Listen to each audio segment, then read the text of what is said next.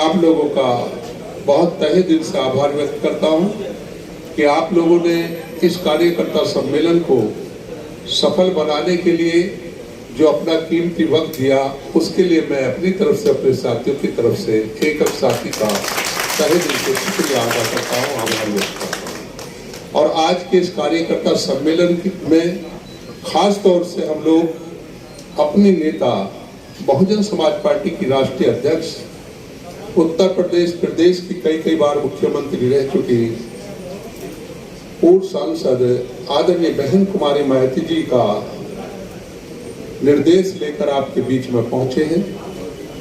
इससे पहले कि वो निर्देश मैं आप लोगों तक पहुंचाऊं, मैं खास तौर से बताना चाहूंगा कि बहुजन समाज पार्टी एक मिशन है और ये मिशन इस देश में रहने वाले हर समाज को साथ लेकर चलता है। इस देश में रहने वाले कमजोर, मजलूम, बेसहारा लोगों की आवाज उठाता है। इस देश में रहने वाले दलित, पिछड़े, मुसलमान, अपर कास्ट के गरीब भाइयों की लड़ाई लड़ता है। इसलिए इस मिशन के साथ हमें जुड़ जाना चाहिए। और साथियों, क्योंकि लंबा चौड़ा वक्त नहीं लूंगा, पत्रकार बंधुओं को भी दूसरी जगह जाना है, इसलिए मैं असली मकसद पर आऊंगा। क्योंकि आप जानते हैं लोकसभा चुनाव की घोषणा हो चुकी है, सारी पार्टियां मैदान में हैं, सब लोग, सारी पार्टियां अपने अपने प्रत्याशियों की घोषणा कर रहे हैं। क्योंकि यहाँ पर 26 अप्रैल को चुनाव होना है, इसलिए हमारी नेता आदरणीय बहन कुमारी महती जी ने निर्णय किया है कि मथुरा लोकसभा से हमारी पार्टी के बहुत ही हमारे सम्मानित साथी जो काफी समय से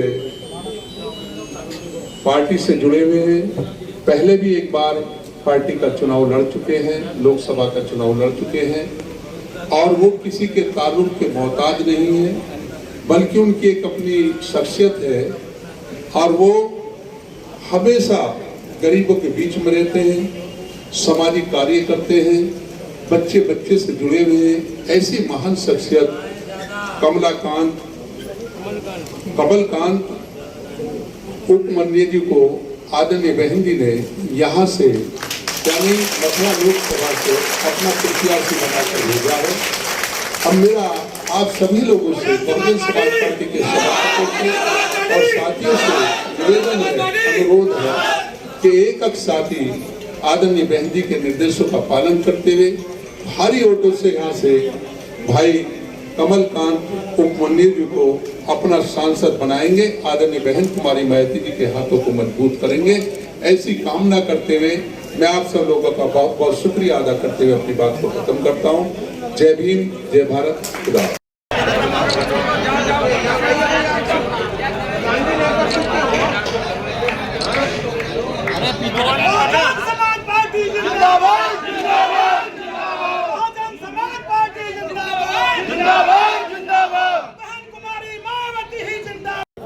मैं सबसे पहले ब्रजवासियों को प्रणाम करता हूं उनके चरणों में, और मेरी हैसियत नहीं है, वो 10 साल से जो सांसद है हमारी, उनके आर्थिक स्थिति में मैं बाल के बराबर नहीं हूं, लेकिन बहन कुमारी मायावती जी ने मेरे पे भरोसा 25 साल पहले 99 में जब अटल जी की एक वोट से सरकार की थी, जब मुझे लड़ाया था तो कुछ ही 1000 वोटों से रह गया था, मैं लाखों में नहीं हारा था। ब्रजवासियों ने इतना प्यार दुलार दिया और आज पुनः बहन जी ने मेरे पे विश्वास जताया है।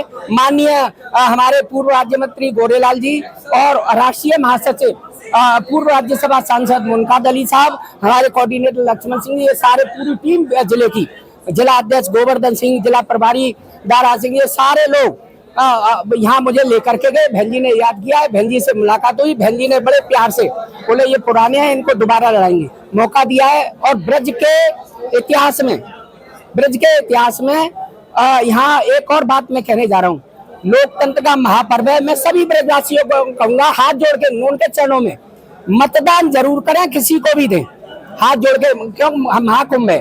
और महाकुंभ ये है कि आजकल महारानी के पेट से और महल के गेट से राजा नहीं निकलता, मतपेटिका से निकलता है। और गरीब माँ के पेट से जन्मा हुआ, जैसे कुमारी बहन मायावती जी और मान्यवर काशीराम जी जनप्रति बने। मैं कह रहा हूँ योगी मोदी मुलायम सिंह जी सब गरीब माँ के पेट से, कोई राजा महल से नहीं बने। तो मेरा निवेदन यह है कि आप सब वोट जरूर डालें, उस पेटी से राजा निकलने दें, मेरा करना निवेदन। अब रही बात मुद्दों की, तो हम 10 साल से ब्रजवासी ठगे महसूस हो रहे थे। हमने सोचा था पहली बार में हमारे बीच इतनी प्रख्यात सांसद चुनी जा रही है जो पूरा ब्रज का विकास कर देगी अपने प्रभाव से।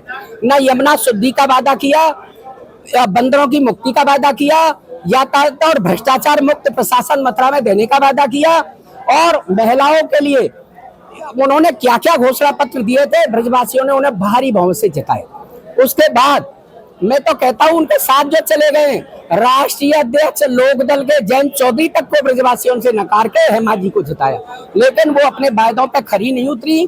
दोबारा से जब आक्रोश का सामना हुआ तो मुख्यमंत्री की सभा में वही हेमा मालिनी जी बोली कि आखिरी बार मुझे दे दो, अगली बार चुनाव नहीं लड़ूंगी। तो ब्रजवासियों ने कहा आखिरी बार है, ये आपके वादा पूरा करके जाएंगी, आगे लड़ेंगी नहीं, दोबारा जिता दिया। लेकिन अब तीसरी बार आ गई हैं और इन्होंने बीजेपी के ही बड़े बड़े नेताओं को धोखा दे दिया, क्योंकि जब मंच से इन्होंने ये बात कही ना कि मैं नहीं लड़ूंगी, तो सारे लोग अपने क्षेत्र में तैयारी कर रहे थे कि आपके हम लड़ेंगे, और ये तिवारा आ गई, उनके सपने चकनाचूर कर दिए। ये बाहरी लोग अपने प्रभाव से टिकट तो ले आते हैं और जीत के चले जाते हैं, इनको ब्रजवासी की सेवा का समय ही नहीं है। यमुना शुद्ध कहने की बात कही थी कि यमुना शुद्ध हो गई, आप लोगों ने पूछा, मैंने इंटरव्यू देखा तो उसमें इन्होंने कहा 14 में से 20 नाले, 14 में से 20 नाले मैंने बंद कर दिए। बताइए कौन सा गलत है? 14 में से 20 नाले बंद हो गए तो फिर यमुना शुद्ध हो गई होगी जब 20 नाले बंद हो गए। तो आरोपा कैंट के प्रचार में दिखती है यमुना पे चलो बैठ के एक लोटा जल आप लो, यमुना जल एक में लूंगा। हमारे यहाँ आज भी आस्था है, उसी यमुना जल से ठाकुर जी की रसोई बनती है मंदिर में, उसी और जिसको ये आचमन करें। मेरी आपसे निवेदन, मेरी बात वहां तक पहुंचाइए हेमा जी तक कि आप आइए, मैं भी प्रत्याशी, आप भी आमने सामने लड़ रहे हैं। पहले यमुना जल शुद्ध हो गया तो 1 लोटा मैं तो आस्था में पीऊंगा, आप भी पी के दिखाइए अगर यमुना शुद्ध है तो। दूसरी बात, यातायात जाम रहता है, यातायात की कोई व्यवस्था नहीं है। और सबसे बड़ी बात, 2014 से 19 के बीच में जो हर हारे हुए जीते हुए को 5 करोड़ रुपया सांसद निधि मिलती है, इन्होंने केवल 15 करोड़ ही निकाले। 10 करोड़ सरकार के खाते में लैप्स हो गए, जो ब्रजवासियों की सेवा में आते वो लैप्स हो गए। 15 करोड़ में भी केवल 80% यूज हुई, 20% उसमें भी चली गई धनराशि वापस। आप बताइए, ये सांसद निधि को आवंटित करने का समय नहीं है इन पे, आवंटित करने का, और योजनाओं की बात छोड़ो। तो ये मैं निवेदन करना चाहता हूँ आपसे, तो इन पे समय का अभाव है और ब्रजवासी ठगासा महसूस करते हैं इनको प्रत्याशी पा करके। आपके सबको देखा बार बार, आपके अपने भाई को ब्रजवासी हूँ, बाहरी नहीं हूँ, आपसे कोई धोखा नहीं करूंगा, आपके बीच में ही रहूंगा मैं। ये हमारे पूर्व MLC बघेल साहब हैं, कोऑर्डिनेटर हैं, सम्मानीय, सब ने पूरे आस्था से मुझे प्रत्याशी बनाया है। आमने सामने का मेरा वो है, 10 साल उनको देख चुके हो, एक बार मेरे अपने ब्रजवासी भाई को विश्वास करो। मैं यमुना मेरी माँ है, कृष्ण भगवान की आराध्य, कृष्ण भगवान की पटरानी है, और मैं नेतृत्व जाता हूँ। मेरी सोशल साइट पे वीडियो देख लो, मैं वहाँ सेवा करने भी जाता हूँ। लेकिन हेमा जी से अनुरोध करता हूँ, आप भी आइए, हम भी चलते हैं, 1-1 लोटा जल पियेंगे अगर शुद्ध है वो पी के दिखाएं। आरोग्य के पानी को गरीब परिवार कैसे पी लेगा, उसका प्रचार में आती है। यमुना जी के प्रचार करें, यमुना जी को। अब पहले इन्होंने आंदोलन छेड़ा था, भाजपा के लोग साथ रहे थे और मैं उसमें राष्ट्रीय संयोजक था उस यमुना आंदोलन में। तो भैया एक बात बताओ, जब तो हमारी सरकारें नहीं थी कहते थे, आप भी हर प्रदेश में सरकार है, केंद्र में सरकार है, हरियाणा में सरकार है, उत्तराखंड में सरकार है, वो पूरी यमुना धारा जल धारा यहाँ तक आ सकती है, आप प्रयास करें। तो क्यों इसमें लापरवाही 10 साल से हो रही है? मेरा रोम रोम ब्रजवासियों के लिए, मेरा खून का कतरा कतरा यमुना और आस्था में है। ये राम मंदिर का मैं वो नहीं, राम मंदिर में भी मैंने, मेरे पास विभाग जो RSS के विभाग प्रचारक है, राम मंदिर का सहयोग लेने आए मेरे ही घर पे।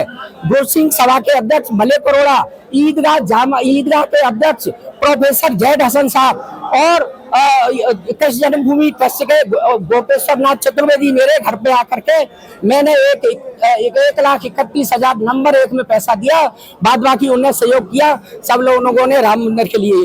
ये नहीं है राम मंदिर यानी केवल हिंदू का सर्टिफिकेट या ब्रजवासियों को उद्धार करने पर, वो बीजेपी टिकट नहीं है, हमारी भी है, हमारी भी आस्था है। ये नहीं है कि हम उस पार्टी से प्रत्याशी नहीं बने तो हमारी आस्थाएं वो हो गई है। हमारी आस्था है हम सर्वधर्म और सर्वजन हिताय सर्वजन सुखाय में विश्वास करने वाले लोग हैं।